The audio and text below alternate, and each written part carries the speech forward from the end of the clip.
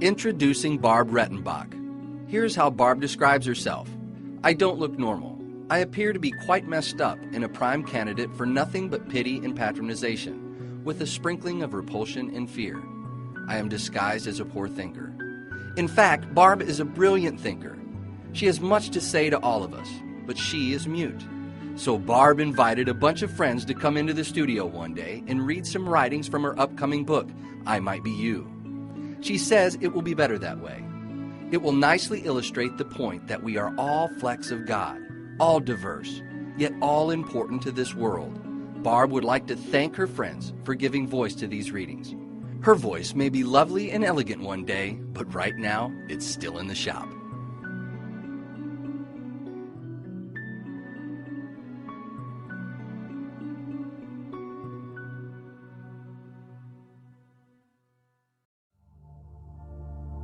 I am Barb Rentenbach. I am a contemplative. That means I spend most of my time thinking about things that are not present and observing that which is. It is a tidy job, but somebody has to do it. My severe autism makes me more equipped than most for this calling. You splendid children with autism know what I mean. Children with ASD, special abilities, are my audience for this chapter because I seek to present a meaning of life from a perspective I think we share. Our neurotypical siblings almost always seek beyond the answers and then must double back. Like in the movie Jaws, the shark is chomping up bathers right off the shore, yet the crusading heroes take the hunt way out to sea. Dramatic, but not efficient. Scurrying about, way out, is not how to see. Being there is. Children, all children, know the meaning of life is closer. It is here. We have it. We are aware. We appreciate the colors in the water drop, our hair follicles warming and expanding in the sun, the slick coolness of a shaded blade of grass, and the tingling of our flesh as sound waves dance off. We listen in the now.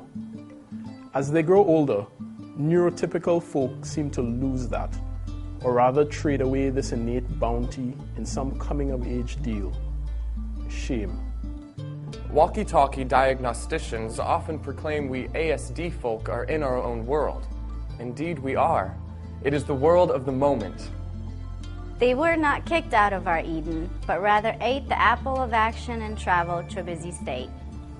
In his book, William Johnston presents a clear view of the difference between the contemplative and active life by relating the biblical story of sisters, Mary and Martha. The older was busying herself preparing a feast for the guest, while Mary was doing nothing but listening at his feet. Martha complained to Jesus the unfairness of her burden. The Lord answered her, Martha, Martha, you are worried and distracted by many things. There is need only of one thing. Mary has chosen the better part, which will not be taken away from her. Mary listens while Martha labors. Sound familiar? I can't remember the last time I labored, but listen. Well, it is our nature.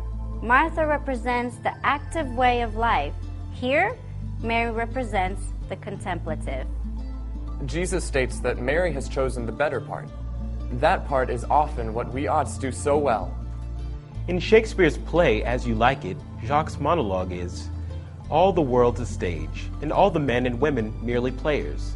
They have their exits and their entrances, and one man in his time plays many parts. Know your part. Be your part. Play your part with pride and conviction. Hold your head up and project your voice. Know your part. Be your part. Play your part with pride and conviction. Hold your head up and project your voice. Parker Palmer in To Know As We Are Known explains it beautifully. We build a world by the sweat of what lies behind our brows. Any play is infinitely more interesting and profound with rich, diverse characters like ourselves. However, if one can merge the two ways of being, then you have really harnessed power of biblical proportions. Consider the brilliant quantum physicist Dr. Stephen Hawking. Due to a neuromuscular disease, he can no longer speak and is almost completely paralyzed.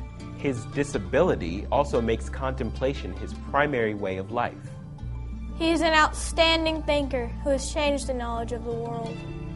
But if it were not for a cadre of active lifers funded by grants and goodwill for his 24/7 care and state-of-the-art communication system, his recondite contemplations would be another tree falling in the woods for no one to hear. Quoting from Dr. Hawkins' website, a computer program called the Equalizer allows me to select words from a series of menus on a screen. By my slight hand, head, or eye movement, I can manage up to 15 words a minute. This synthesizer is by far the best I have heard because it varies the intonation and doesn't speak like a Dalek. The only trouble is that it gives me an American accent. He's British, you know. I know how he feels. My go-to voice is my smiling shrink Lois, reading aloud what I type. I tried computer-generated voices, but prefer hers, as she understands my sentiments and has my timing down pat. But lordy, her southern twang is disconcerting. My own voice is of course more elegant, but it is still in the shop. My dear autistic peers, we are of value. We are stewards of the meaning of life.